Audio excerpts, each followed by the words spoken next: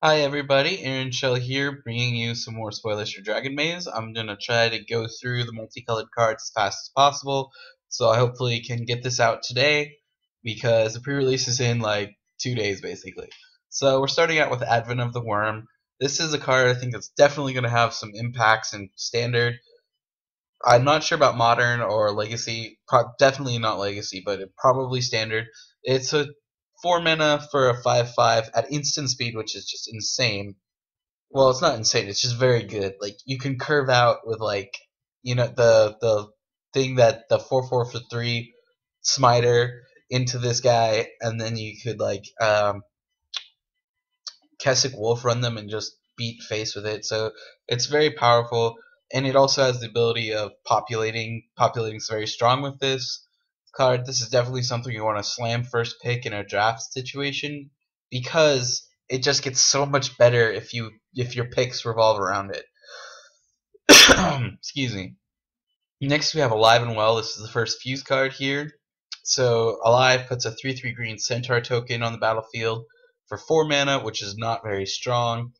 And Well is for 1 white mana you gain 2 life for each creature you control. I feel this is actually a pretty weak fuse card.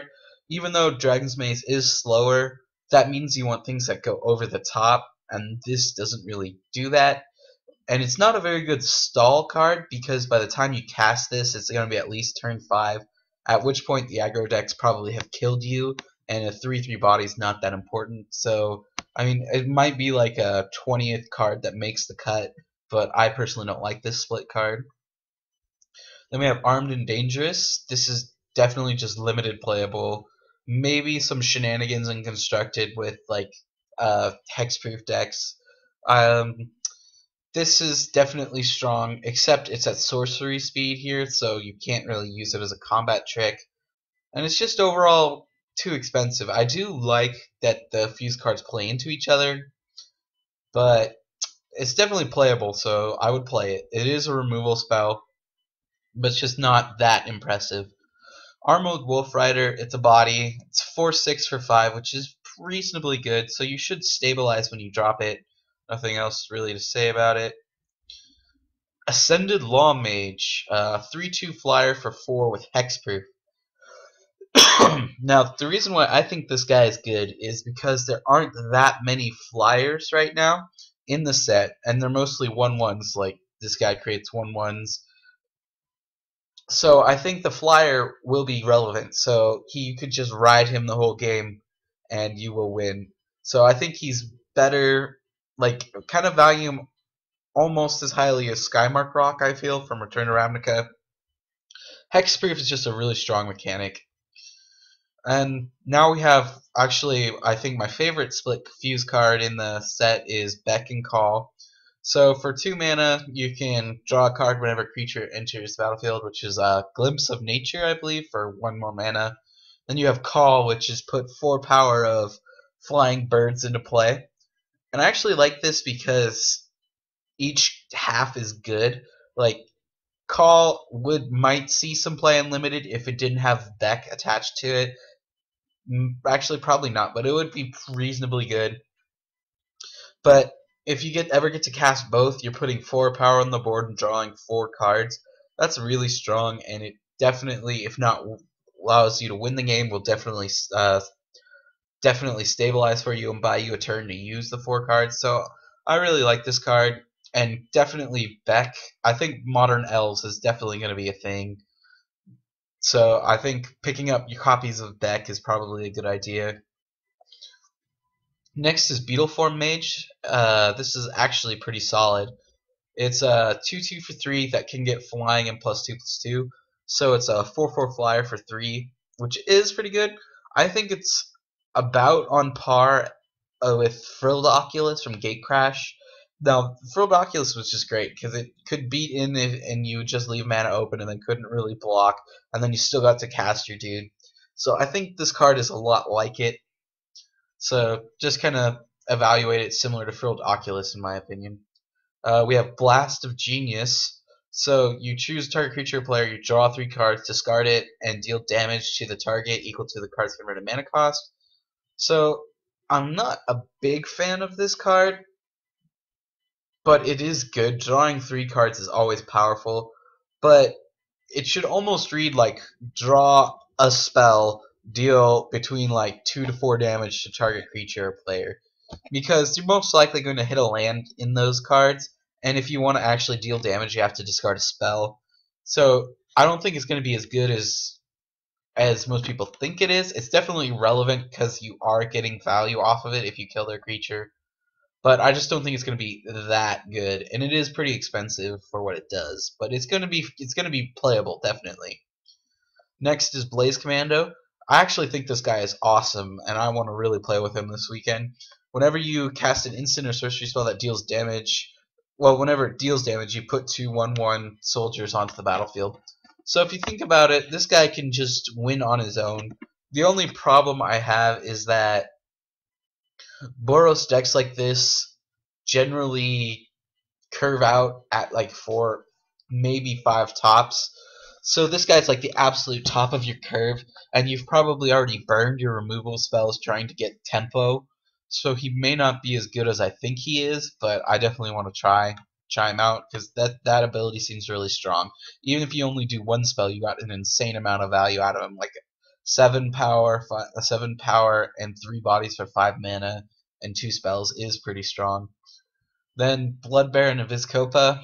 This guy is definitely going to be standard playable. He's quite a bomb in limited. He's got lifelink, pro black and pro white, 4/4 for 5. And if this ability ever triggers, you should be winning, and it doesn't even matter in that case. So he's basically drop, and he will help you in a race. So he's very good in the mirror, obviously. Not much else to say. He's just pretty all around solid. Burrows Battle Shaper. The problem I have with this card is it's 7 mana, and what Boros deck is going to play this? I could see maybe like Azorius Splashing Red might play this. Basically, at the beginning of each combat, you tap one of their dudes, and well, not tap, sorry. One of their creatures blocks or attacks, and it's at each combat, so you kind of get value by dropping him, because you could go turn 7, play him, make one of their dudes chump block, and so even if they have a removal spell on the upkeep, you still got value from it. And it is a 5/5, which is not irrelevant.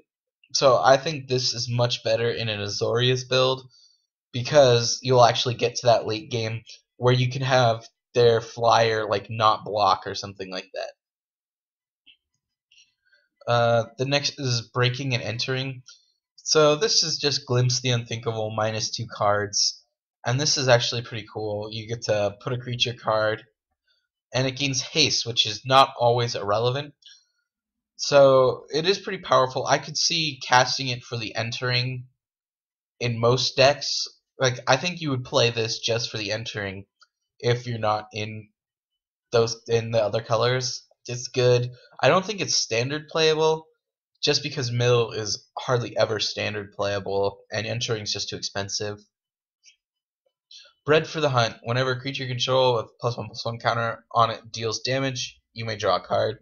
This is definitely limited playable, not really constructed worthy.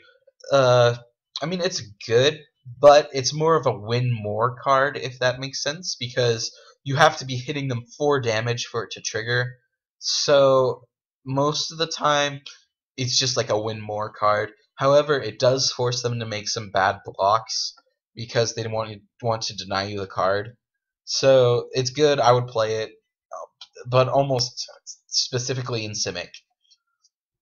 Bronze Beak Moa. This guy is actually interesting.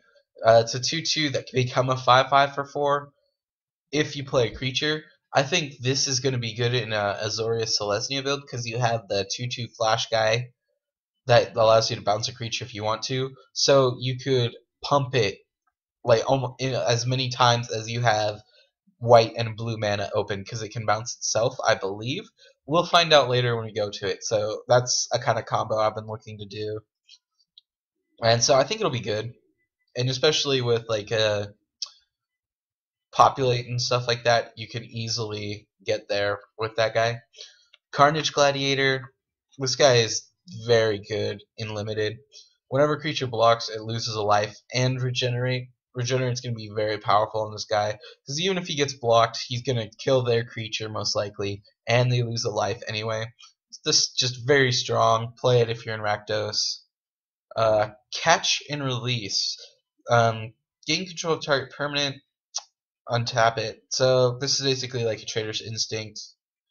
And then each player sacrifices an artifact, a creature, enchantment, a land, and a planeswalker. Well, I feel like release isn't as good. I'm not sure exactly how good it's going to be, because I mean you're barely getting any value, because you're basically removing one thing of theirs because you're stealing something with catch most likely. So I can see how it gets rid of troubling permanents if they have like an enchantment you need to deal with or something like that. But I don't think it's worth playing, especially since it's in Burrows and it costs 6. I mean, who's gonna play that in Burrows? Next, we got Council of the Absolute. This guy's actually really cool.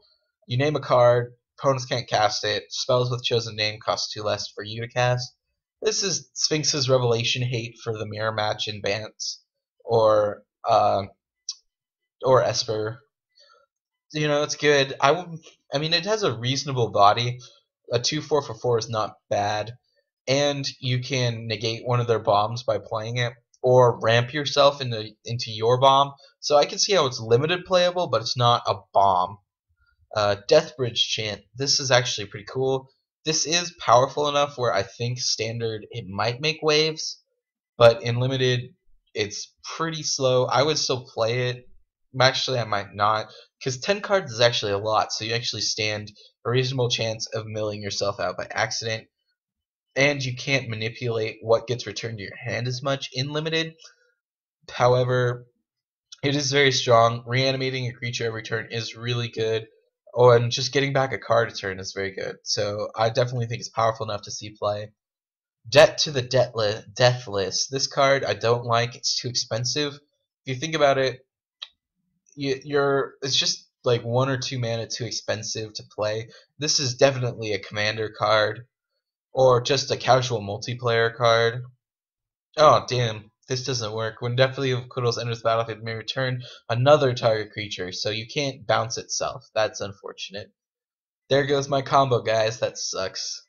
Anyway, back on track.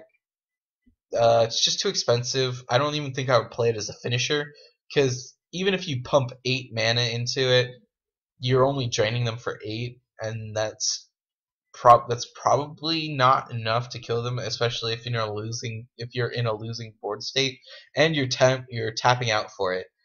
So I just don't think it's good enough. Deputy of Acquittals. This is actually, I think, a very good card, especially in Azorius.